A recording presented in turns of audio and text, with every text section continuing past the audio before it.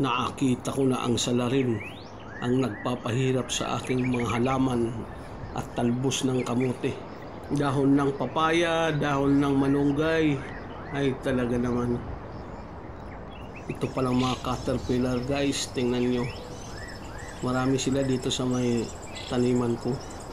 Talagang tsinagaan ko silang hanapin. Ayan. Marami pa silang nakita ko. Kailang ito buhay, tingnan nyo. Kinakain talaga niya ang mga dahon. Mabilis pating kumain guys. Talagang bago nila bitiwan, ubos yung mga dahon. Walang patawad. Kala ko nito gabi lang tumira pati pala umaga tumitira rin sila. So di bali, nakita ko na marami yan sila guys. So, yung iba inano ko na tinapon ko na.